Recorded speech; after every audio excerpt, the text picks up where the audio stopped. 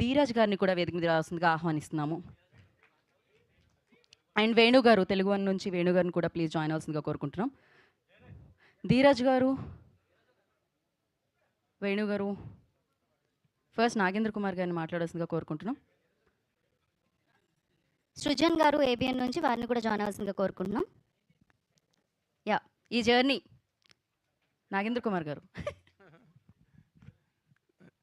ఎప్పుడో రామోజీరావు గారు ఉన్న రోజుల నుంచి ఆ స్వర్ణయుగాన్ని చూసిన అతి తక్కువ మంది జర్నలిస్టుల్లో నేను కూడా ఉన్నందుకు చాలా గర్వంగా ఉంటుంది.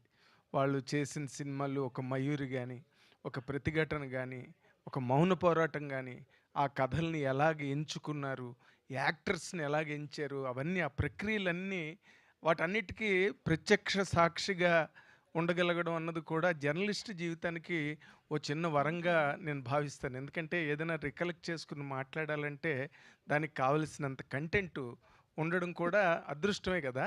నాగేంద్ర కుమార్ గారు, సారీ టు పాజ్, లైక్ ఓకేనా స్పీకర్? ఒక్క నిమిషం అండి, ఒక్క నిమిషం, సారీ. అలాగే సుబ్బారావు గారిని కూడా జాయిన్ అవ్వాల్సిందిగా కోరుకుంటున్నాము. ఏబిఎన్ సుబ్బారావు గారు, ప్లీజ్ జాయిన్ ద స్టేజ్ అండి. మళ్ళీ మొదటి నుంచి అంటారా? ఓకే, ఒక్కసారి సౌండ్ చెక్ చేయండి, ఓకేనా? యా, మీరు అదంతా విన్నారు కాబట్టి అక్కడి నుంచే మొదలెడతా. రికార్డ్ అవ్వాల్సిన అవసరం లేదు. ఎందుకంటే మా భరద్వాజ్ అన్నయ్య కానీ, నారాయణమూర్తి గారు కానీ, మేమందరం మద్రాసు రోజుల నుంచి ఈ ఉషా కిరణ్ మూవీస్ తాలూకా కార్యక్రమాలన్నీ చూసిన వాళ్ళం. అండ్ ఆ పాట, ఆ లిరిక్ 4 లైన్లు లిరిక్ వేటూరు గారు రాస్తున్నప్పుడు నేను పక్కనే ఉండడం అన్నది నా అదృష్టం. విజయ గార్డెన్స్లో కూర్చుని రాశారు రామోజీరావు, మన వేటూరు సుందరమూర్తి గారు దాని గురించి. అండ్ బాలు గారు పాడుతున్నప్పుడు కూడా నేనున్నా, ఆ వాక్యాలు పాడుతున్నప్పుడు.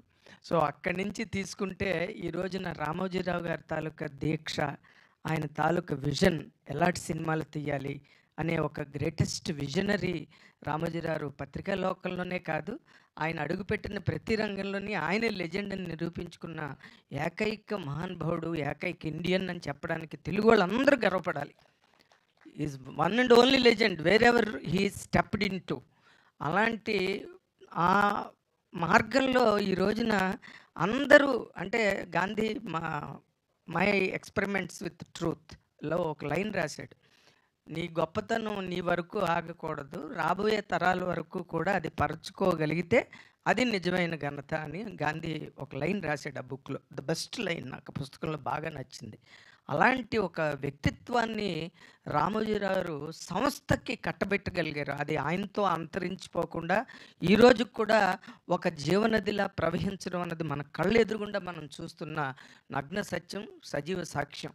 అలాంటి దాంట్లో ఈ రోజున నితిన్ అండ్ సాయి కృష్ణ వాళ్ళిద్దరూ ఇందులో వేటూరు గారు రాసినట్టుగా ప్రగతి రథచక్రాలను రాశారే, అలా ప్రగతి రథచక్రాలే నితిన్ అండ్ సాయి కృష్ణ. చిన్న కుర్రాళ్ళు అయినప్పటికీ ఆ మారల్స్, ఆ స్క్రూపుల్స్, ఆ స్టాండర్డ్స్, రామోజీరావు సెట్ చేసిన స్టాండర్డ్స్ ఏవైతే ఉన్నాయో ఆ స్టాండర్డ్స్ కోసం రాత్రి పగలు శ్రమించే ఆ సినీ క్షీరసాగర మదనంలోంచి వచ్చిన సాయిలు కంపాట్ అనే ఒక అద్భుతమైన దర్శకుడు. నేను సినిమా చూడగానే స్టేజ్ మీద చెప్పా, బాలచంద్రలా తీసాడు ఆ షాట్ అని. నేను చాలా ఇంప్రెస్ అయినా ఆ సినిమా చూసి. దాని మీద రకరకాల వీడియోలు చేశాను, సాయిల్ని తీసుకెళ్ళి ఇంటర్వ్యూ చేశాను గౌరవప్రదంగా కూర్చోపెట్టి. అది చాలా వైరల్ అయింది ఆయన ఇంటర్వ్యూ. మొన్న అల్లు అర్జున్ కూడా తన వ్యాలంటైన్స్ డే నాడు సాయిలు కంపాటి స్టేట్మెంట్ని స్టేటస్ పెట్టుకున్నాడు, అల్లు అర్జున్ లాంటి ఒక పెద్ద స్టార్. దీని వెనకాతల మళ్ళీ మా వేణు ఉడుగుల నిలబడి ఇలాంటివి, అంటే నెంబర్ గేమ్తో పరిగెట్టి వెళ్ళిపోయి మళ్ళీ అక్కడ బొక్కబోర్ల పడి మునుకులు బద్దలవుతున్న ఈ సినిమా పరిశ్రమ పరుగులో అలాంటి వాళ్ళు ఎక్కడో ఒక మొగతనంతో ఒక మనగాళ్ళలాగా, లేకపోతే చైతు జొన్నలగడ్డని ఎవరు తీసుకొచ్చి యాక్టర్ని చేస్తారు? ఆ కథ వద్దని ఎంతమంది అన్నారు? వేణు ఉడుగులకి తెలుసు, నాకు తెలుసు, సాయిలకి తెలుసు. కానీ తను నిలబడి మగతనంగా సినిమాని ముందుకు తీసుకెళ్ళాడు. అలాగే సాయి కృష్ణ అండ్ నితిన్ ఇద్దరు దాన్ని